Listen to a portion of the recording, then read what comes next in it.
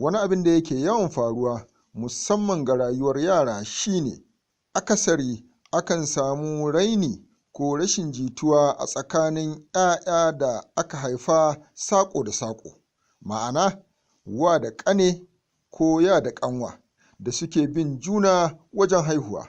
Shin wannan ɗabi'a ce ko kuwa tarbiyya ce daga gidajen da yaran suka taso?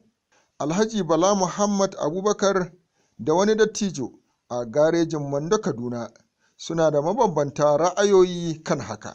Gani kan kaina zan iya ba da wannan tabbacin 'ya'yana kusan wanda aka haifa sako ga sako to kusan kullum haka muke fama da su. Wannan ya taɓa wani kullum wani ya kawo ƙaran wani bai da aboki sai ga yayan shi na gaba ana shiri akwai kusanci, amma wanda yake bi to kusan wannan abun sai a hankali da magana da ƙara da wani abu ko makaranta suka je ɗaya zai dawo yana kuka wani ya bige ni ko akan hanya wani ya bige ni, in abu ka sai musu ka basu wani kullum to wannan abun ni zan ce kamar halitta ne. A daga gida ne ba halitta ba ne, daga gida ne, gidan da ba tarbiyya ne ke samun wannan matsala ko dan wannan daki da wannan daki akan samu wannan matsalar ba halin dan wannan daki ko ya girma wancan dakin ya mai wannan dakin magana ba. Sai dai wanda tijan masanin ɗabi'u da kuma rayuwar ɗan adam kuma tsohon ɗan jarida Alhaji Muhammad ɗan Tankon Sa'i ga nasu tsokacin kan wannan al'amari.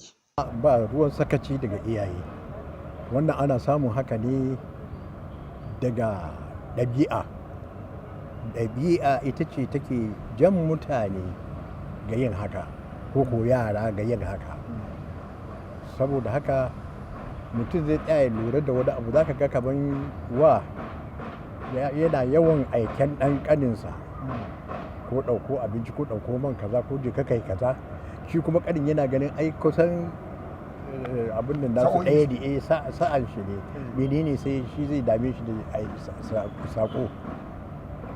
To kaji abin da ke faruwa, duk ɗan adam da farar fata da bakar fata duka wannan inda za ka ga lura da abin cewa ɗabi'a ce iyakar take da shi dai karami yana ganin ya kai matsayin da bai kamata kamar a rika wulakanta shi ba ko a rika damunsa da sako ko kuma a nuna aishi ba kowa ba ne, aishi ɗan ƙanƙanin yaro ne da sauransu.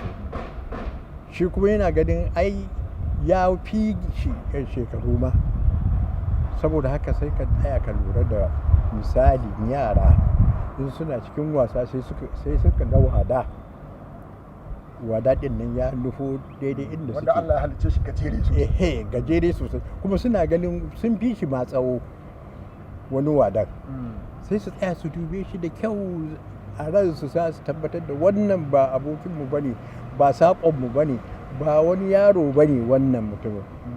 Ka gane?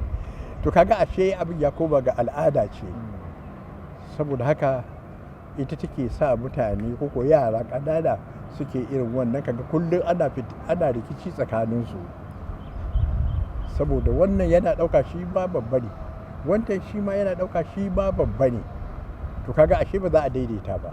Ko akwai wani adadin shekaru da yara suke daina wannan ɗabi'a? Sai dattijo Alhaji Muhammad ɗan Tankon Sa'i ya ce.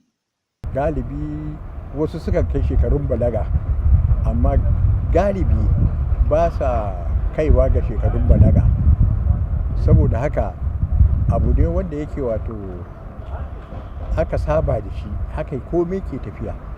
Kuma duk wata kabila da ka sani, duk wata kabila da duk wani mutum da ka sani yana kan irin wannan tafarkin. To iyaye sukan iya ɗaukan wani mataki da kake ganin cewa kila in suka sa baki ko suka sa ido a cikin al'amarin za a samu ɗan sauyi ko makamancin ko ɗabi'ar ita wannan halitta ce kawai? Ai karshen ta ma in ba su yi sa'a ba sai su ƙara gida ta ita al'adar, sai su ƙara gida ta in su sa'a. Suka ce suna son sahara? Sai su ƙara gida ta, kaga su addada nuna musu ai wancan abu kaza ne gare ka, wancan kaza ne gare ka, ko ka girme shi ko ya girme ka, to kaga mutum zai tashi da wani jin shi wani abu ne. To inda ta yi tsanani, renin ya yi tsanani musamman tsakanin sako ɗin wa da ƙani ko ya da ƙanwa. Menene yadda za a yi a samu sauƙinsa? Tsawatarwa, kuma tsawatarwa ga duka su biyu, ba wai ɗaya daga cikinsu ba. Duka su biyu za a tsawatar wasu. Ga yadda ya kamata ku tafi da al'amura, ga yadda al'amura ke tafiya. Bai kamata ku rika yin kaza da kaza da kaza da kaza ba a tsakaninku. Wasu su shine jinin ku guda.